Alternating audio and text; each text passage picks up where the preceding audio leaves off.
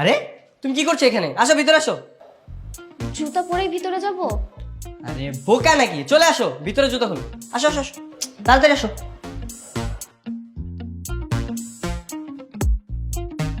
মা, মা কোথায় তুমি? এই দেখো তোমার আদরের ভাস্তি চলে এসেছে। কেমন আছো মা তুমি? আসসালামু আলাইকুম ফুপু। ওয়ালাইকুম আসসালাম। কত বড় হয়ে গেছে মেয়েটা। মা, বাবা কোথায়? বাবা, সুমি, মিলন, ওদের কাউকে তো দেখছি না। এই সময় আবার কোথায় থাকবে? সবাই ক্যারাম খেলছে। ও আচ্ছা, কেরাম খেলতেছে। এই দিদি চলো। কোথায়? আরে বাবা চলো তো, এটা তোমার বাবার জেলখানা না, বুঝতে পেরেছো? এটা হচ্ছে আমাদের স্বর্গ। এখানে তোমার যা খুশি তাই করতে পারবে। চলো চলো। এই, মাত্রই তো আসলো, ফ্রেশ হোক, পরে যাবে যা। আরে মা, ফ্রেশ টেস্ট পরে হবে তো। এই চলো তাকে, চলো। নাও মা, শরবতটা খেয়ে নাও। ফুফু, বাসায় সবাই এত চিৎকার চেঁচামেচি করে, কেউ নিষেধ করে না? আরে বাবা, কে নিষেধ করবে? হ্যাঁ, এ বাসায় তোমার বাবার মতো কোনো মানুষ নেই, বুঝতে পারলে? এখানে আমরা যা খুশি তাই করি, আমাদের ইচ্ছে মতো করি। তুই একাই আপেল খাবি? আপেল দে, আমি দীপ্তিকে কেটে দেই। কাটার কি দরকার? হ্যাঁ, এই নাও। না কেটে কিভাবে আপেল খাবো? কিভাবে খাবে মানে? এই যে আমি কিভাবে খাচ্ছি, কামড়ে কামড়ে খাবে নাকি? তোমার আবার দাঁত নেই? হ্যাঁ, বাজে ছিল তুমি একটা। তুমি আমার সাথে এই ব্যাপারে কথাই বলবো না তুমি। এই ব্যাপারে কথাই বলবেন না। না বলবো না। আপনি প্রত্যেকদিন খেলা হেরে যান, আর হেরে যেয়ে আপনি খেলা বাদ দিয়ে চলে আসেন। তাই কে বলেছে আমি হেরেছি? তুমি চিটারি করো, সেটা মানবো নাকি? কে সিটারি করেছে? আপনি হেরে গেলে তো আপনি নিজে বলেন যে আমি সিটারি করছি। চুপ থাকো। আচ্ছা যাই, কি হয়েছেটা কি তোমাদের? আরে আম্মু, প্রতিদিন যা হয় তাই হয়েছে। বাবা হেরে গিয়েছে আর খেলা থেকে উঠে এসেছে। ঠিক বলেছিস। বাবা আপেল খাবে? খাবো না, দে একটা। এই নাও। দেখছিস পাইলটের মতো। ফুফি, তোমরা সবসময় এভাবেই কথা বলো? কেন মা, তোমার সমস্যা হচ্ছে? আরে না না, আমি এমনি জিজ্ঞাসা করলাম, আমার তো ভালোই লাগছে। সুমি, আপুকে নিয়ে যা। এই যাও মা, ফ্রেশ হয়ে নাও। আপনি সিটারি করবেন, আমি আপনার সাথে খেলবো না। তুই খেলবি না, তোর বাপ খেলবে। চিটারি তো তুই করিস। আরে বাবা তোমরা থামো তো, সারাদিন শুধু এরকম ঘুরতেই থাকে। আরে ওকে বোঝাস তো অবসর সময়। তোমাকে কে বোঝাবে? তুমি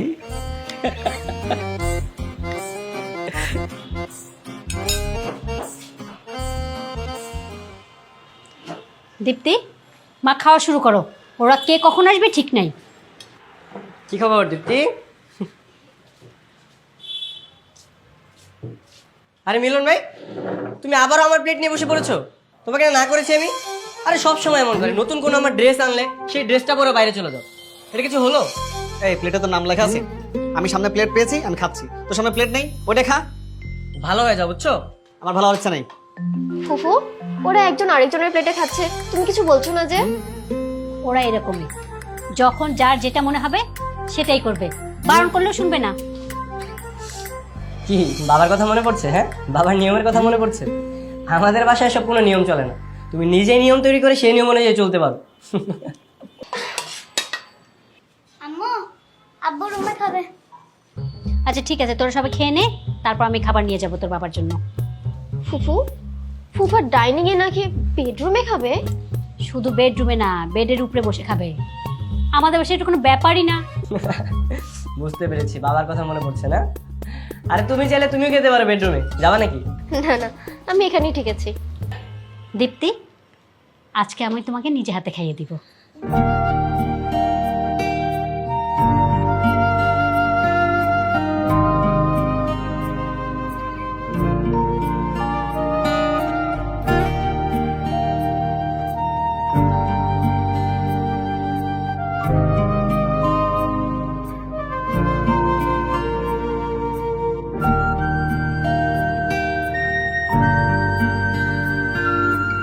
কি ব্যাপার দীপ্তি, তুমি এরকম রুমের মধ্যে বসে আছো কেন?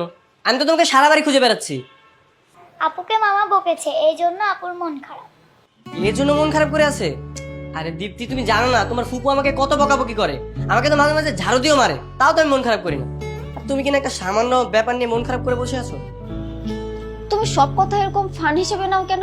মানুষের মন খারাপ থাকতে পারে না? আচ্ছা সরি বাবা, সরি, আমার ভুল হয়ে গেছে। আচ্ছা আমি একটা কাজ করি, আমি নাচি, হ্যাঁ? তুমি তুমি সেটা থেকে হাততালি দাও, তাহলে তোমার মনটা ভালো হয়ে যাবে। হ্যাঁ, না রে না, আর তো পারে না। হে মন আমার আরামজাদা, তোর নামে আমি তো এই, তোর কতবার বলছি বাথরুমে কোন কাপড় রেখে আসবি না? মা তুমি এটা একটা কাজ করলে, হ্যাঁ?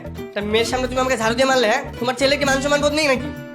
একটা মেয়ে না, দুইটা মেয়ে, আমিও তো একটা মেয়ে। এই, তুই একদম চুপ থাক। তুই আমাদের ঘরের মেয়ে, আবার তোকে আবার গুনতে হবে না? তোকে আমি দেখিনি বাবা।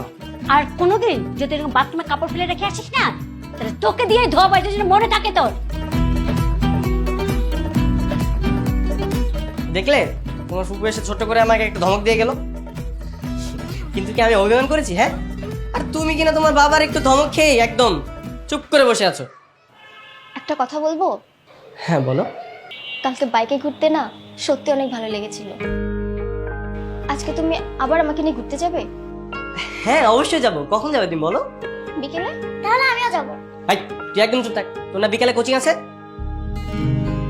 তোকে নেওয়া যাবে না, থাক, মনে থাকে জানো। আপু, তুমি কিন্তু ভাইয়ের বাইকে উঠো না, ভাইয়া কিন্তু ভালো করে চালাতে পারে না, তোমাকে ফেলে দিবে। আরে পাগলি, তোমাকে এসব নিয়ে ভাবতে হবে না, চলো আমার সাথে।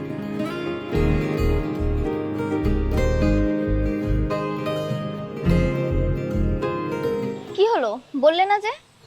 কি বলবো? তুমি না বললে আমাকে সারপ্রাইজ দেবে?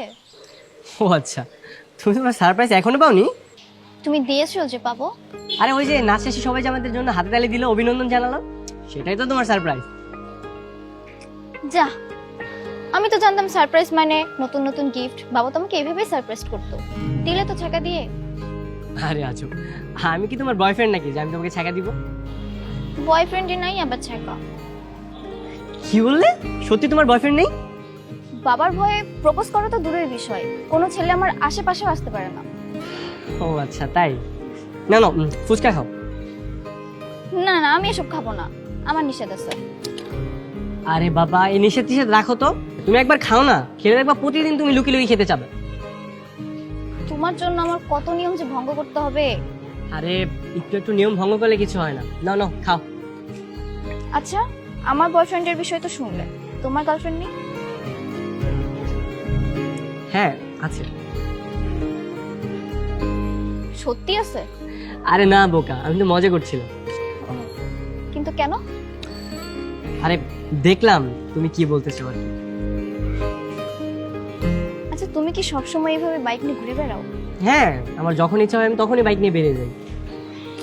বাবা যখন ফিরে আসবে, আমি না এইসব ঘুরে বেড়ানো, তোমার বাসার মুক্ত পরিবেশ খুব মিস করব।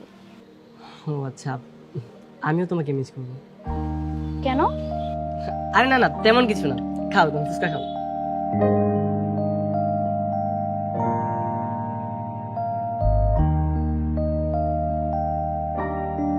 শোনো মা, আমরা দুজন ওদের দুজনকে হারিয়ে দেবো। ফুপা, আমি তো তেমন পারি না। পারতে হবে না মা, আমি আছি না, হারিয়ে ছাড়বো। আমি আছি না আমার আসছে হারাইতে, যে প্রত্যেকদিন আমার সাথে হেরে যাওয়ার ভয়ে এই বোর্ডের রুমে পালায় যায়, সে আসছে আমার হারাইতে। চুপ কর চিটার। আরে এত কথা কিসের, বুঝলাম না। খেলা শুরু করো। এই বাবা, হিট করো তো। হ্যাঁ হেড করে টাকা ঠিক করুন। দেখ। উম,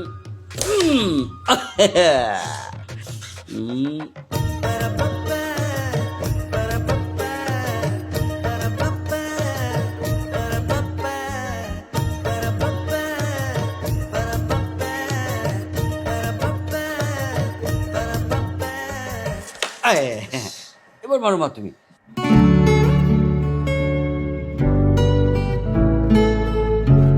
এইটুকু তুমি পারলে না, মারাটা শেখনি মা।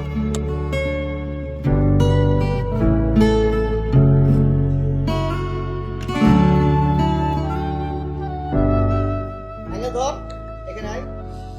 এই আমি তো চেষ্টা করছি, দেখা গেলে আমার হলো। কি চেষ্টা মা, করিস? এটা তো ফেলে দাও, ফেলে দাও, ফেলে দাও। এই তুই হাসছিস কেন? এ মনে হচ্ছে তুই গেম দিলি কি রে? বলেছিলাম না আমরা হারিয়ে দেব, দিলাম তো হারিয়ে। এই ও এই শোনো, তাড়াতাড়ি চল, ছাদে প্রোগ্রাম করবি না? কিসের প্রোগ্রাম? ওই আমাদের ফ্যামিলি সাপ্তাহিক প্রোগ্রাম, না একটা কালচারাল প্রোগ্রাম, চলো। নাকি?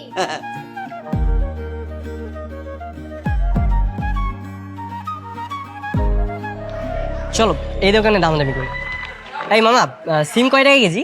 একদম সস্তা মামা, 60 টাকা। আচ্ছা এই দীপ্তি, তুমি দামাদামি করো, ঠিক আছে? কম করে বলবো। মামা 10 টাকা করে দিবেন? এটা কেমন কথা বাবা? আরে কম কিতেই এত কম নাকি? একটু বাড়িয়ে বলো। হ্যাঁ। মামা 50 টাকা করে দিবেন? 50 টাকা কয় কেজি? আরে তাই বলে কি এত বাড়াতে বলেছি? 10 টাকা দিয়ে 50 টাকা? আর একটু কমিয়ে বলো, 40 টাকা বলো, 40 টাকা। মামা শুনেন, আমরা বেশি বলে ফেলছি, 40 টাকা করে দেন, তাহলে আমরা চলে যাব। 40 টাকা? আচ্ছা ল। ইয়েস!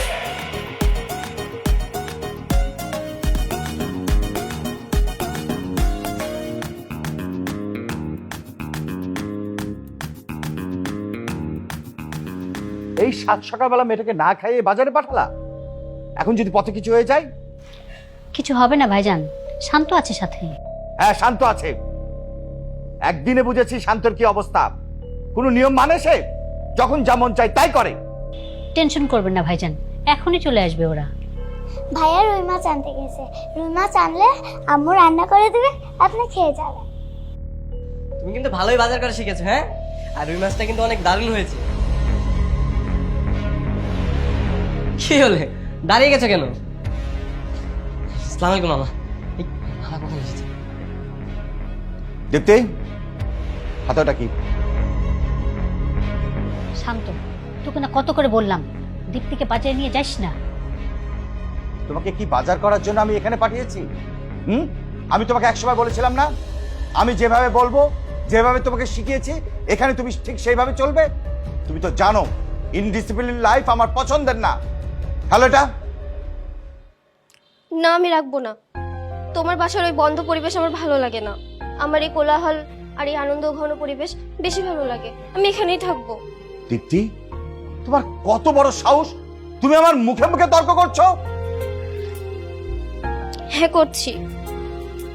তোমার ওই বদ্ধ পরিবেশ আমার ভালো লাগে না। এখানে ফুপু আমাকে কিচ্ছু নিষেধ করে না, আমি যা ইচ্ছে তাই করতে পারি। আর তুমি আমাকে কারোর সাথে মিশতে দাও না, বন্ধু বান্ধব আত্মীয় স্বজন কারোর সাথে না। আমার ফুপুদের বাসাতেই ভালো লাগে, আমি ফুপুদের সাথেই থাকবো। একদম ঠিক কথা বলেছো দীপ্তি, তুমি এখন থেকে এখানে থাকো। আচ্ছা একটা কাজ করা যায় না, শান্তর সাথে যদি দীপ্তির বিয়ে দেওয়া যায় তাহলে তো পার্মানেন্ট দীপ্তি এই বাসায় থাকলো। কি বলো দীপ্তি? আমরা হই হুল্লোড় করবো, আনন্দ ফুর্তি করবো, সাথে যে ক্যারাম খেলবো, ঠিক আছে? রানা, এই ছেলে কি বলে? ও তো ঠিকই বলছে, বাড়িতে গিয়ে তো রোবট হয়েই থাকবে। আমি তো ওকে মেয়ের মতোই ভালোবাসবো। ও কি কখনো মায়ের ভালোবাসা পেয়েছে? আপনি তো সবসময় টাকা পয়সা ব্যবসা বাণিজ্য নিয়েই ব্যস্ত থাকেন, টাকা ছাড়া তো আপনি কিছুই চেনেন না। তোমার এখানে মেয়েটাকে পাঠানো আমার ভুল হয়েছে। চলো, দাঁড়িয়ে আছো কেন? ভেতরে যাও, ব্যাগ গোছাও, আমার সাথে যাবে। না, আমি যাব না। আমি যাবো না ফুপু।